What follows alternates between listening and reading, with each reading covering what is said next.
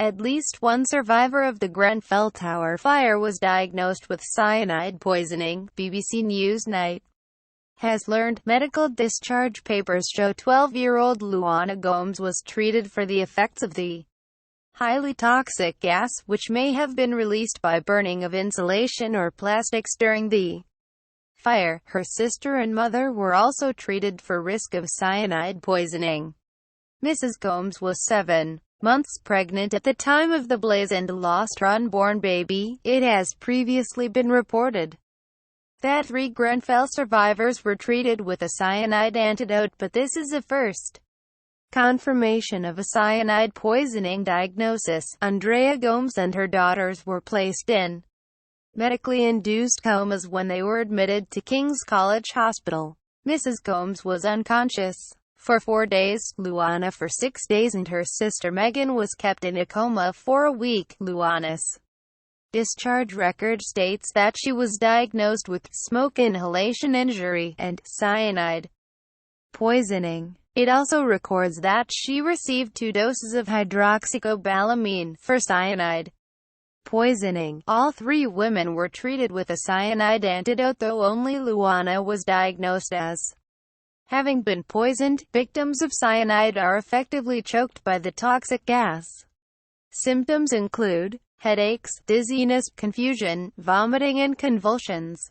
At high concentrations, it can cause rapid death. The effects are really quick. You could die within seconds depending on the level of exposure, says clinical toxicologist and emergency medicine and critical care consultant Dr. Johann Grundling. When you breathe in oxygen normally, your cells produce energy. Cyanide blocks your capability to produce energy from oxygen. Mrs. Gomes feels deep anger towards whoever was responsible for deciding to place cheaper, less fire-retardant cladding on Grenfell Tower. You just killed my son, she said. If it was in a normal situation, I could have gone out. And he was 7 months. He could have survived. But because of the conditions, he passed away, her husband Marcio Gomes told BBC News Night. He decided to make a run for it with his family at around 4 o'clock when flames began to engulf his bedroom in their 21st floor flat. He described how he and his family had to step over a number of bodies as they groped their way, gasping for breath, down the smoke-filled staircase. What I didn't account for was the amount of bodies we had to trip over or step on. We were stepping on people's arms or legs. The family was taken together to King's College Hospital. Only Mr. Gomes, who was also treated for smoke inhalation, remained conscious. He said he realized, even though he was not told explicitly, that their unborn child, who the couple had already named Logan, had died. Andrea didn't know what was going on because she was in an induced coma. My daughters were all in intensive care and induced comas as well. I knew something was wrong straight away when they told me. In these scenarios they take the mother as a priority. So I broke down, because I knew what they were saying, without saying it. Then later on, they said the baby had passed away. Most cases of cyanide poisoning are diagnosed in victims of residential fires. It is produced in the combustion of some plastic products. It is not known what produced cyanide in the Grenfell fire.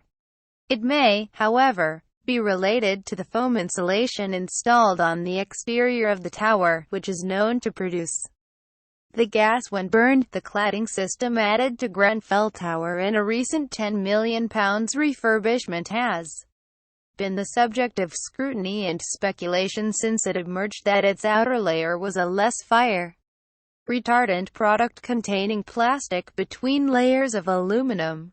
The aluminum and plastic panels covered a layer of foam insulation installed to improve the building's energy efficiency.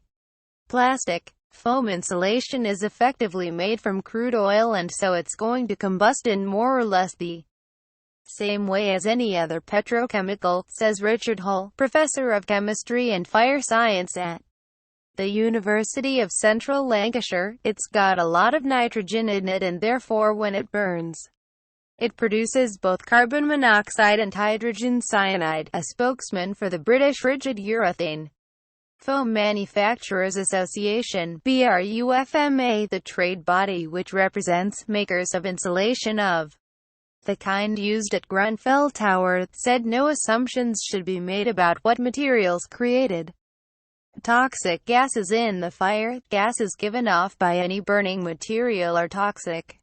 The greatest toxic hazard in almost all fires is due to carbon monoxide, he said. There is no evidence to suggest that PIR, rigid polyisocyanurate, presents any special hazard in terms of toxicity.